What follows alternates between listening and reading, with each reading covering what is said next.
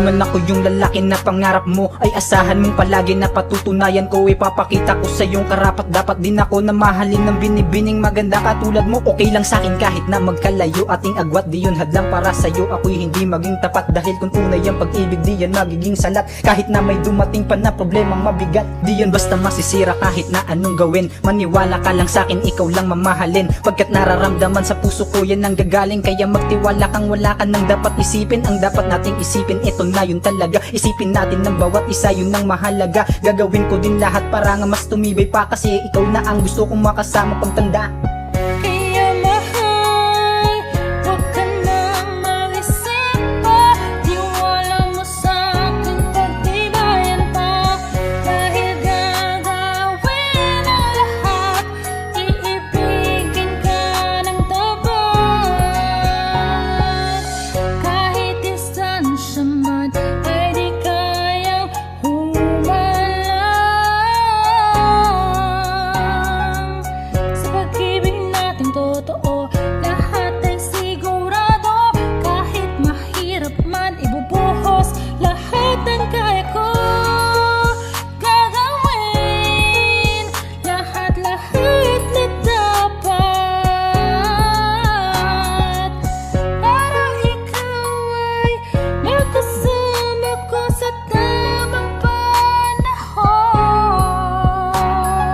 Kahit na hindi pa to ang tamang panahon, sa Diyos buo aking tiwala, umaasa ako dun makakasama din kita sa tamang pagkakataon. Kaya mag-aantay ako sa iyo hanggang mangyari yun. Dalangin sa Panginoon, bigyan ko sana ng tugon na makapiling ang babaeng ninanais ko ngayon. Dahil siya ang dahilan kaya ako ay bumabangon, pagkat siya nagturo sa akin kung paano makaahon sa sakit na natamo ko sa nakaraang karelasyon. Siya nagsabi sa akin na lumaban lang kahit ganon, maging matatag lang sa pagsubok na naghahamon. Ganon man kahirap buhay, wag mo gawing patapon. Yan ang natandaan ko nun, kaya ako nagka-ambisyon ng maging akin. Kaya lang ang natatangi kong misyon, at lagi mong tatandaan na di magwawakas. Asahan mong nakapako sa'yo pag-ibig kong wagas. Kaya mahal, wag ka nang mag-isip pa, tiwala mo sa'kin, pagtibayan pa.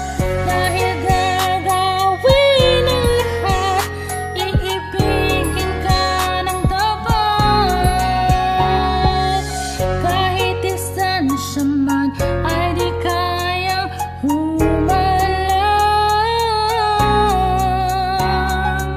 Sa pag-ibig nating totoo, lahat ay sigurado. Kahit mahirap man, ibubuhos lahat ang kaya ko. Gagawin lahat-lahat na dapat